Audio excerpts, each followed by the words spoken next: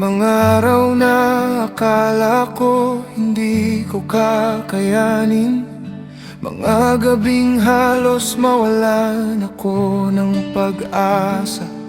Pero habang lumilingon ako ngayon, nakikita kong hindi mo ako iniwan.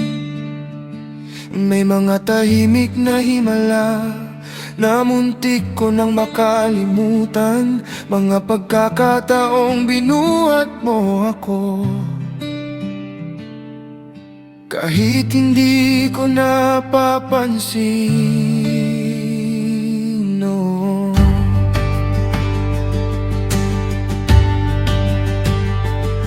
Kaya ayoko nang maging manhid sa mga kabutihang ginawa mo.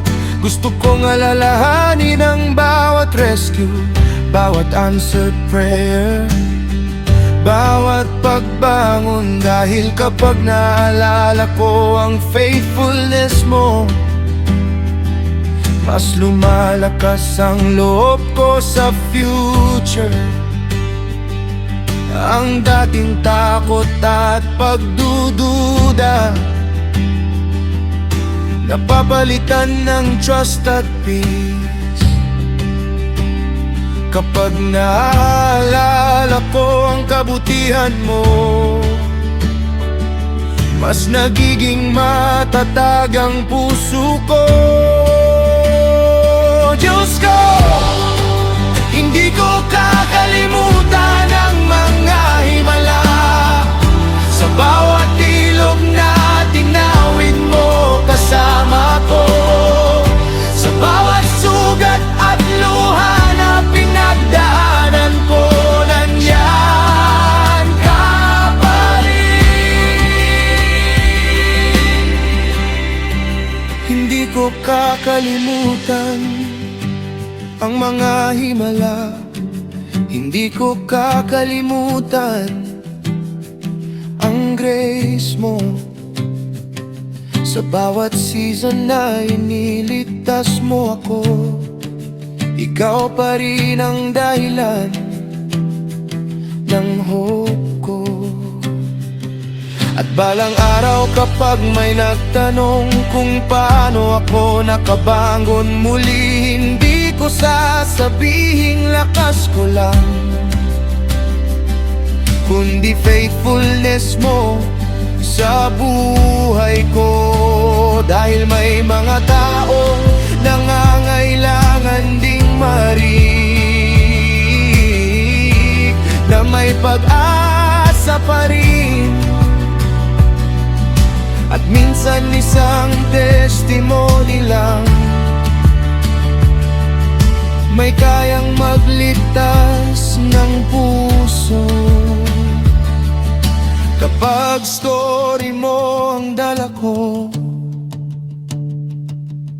hindi nawawala ang pag-asa. Hindi ko kakalimutan ang mga himala sa bawat ilog na tinawid mo kasama ko, sa bawat sugat at luha na pinagdaanan ko. Nandiyan ka pa rin. Hindi ko kakalimutan ang mga himala sa bawat ilog na tinawid mo kasama ko, sa bawat sugat at luha na pinagdaanan ko. Nandiyan ka pa rin. These scars have stories, these tears have meaning. Hindi ako buhay ngayon dahil sa sarili kong lakas. May Diyos na humawak sa akin habang ako'y nalulunod. So I will remember, I will testify, because every miracle in my past is proof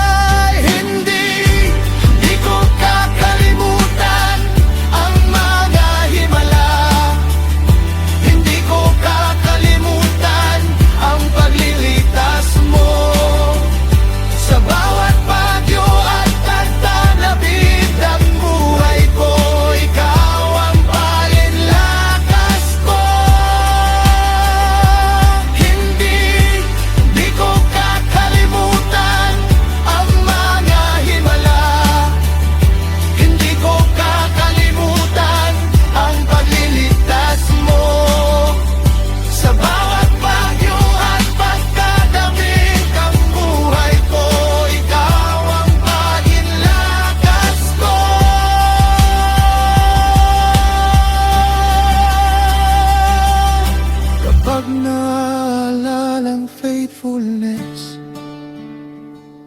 mas madaling magtiwala muli.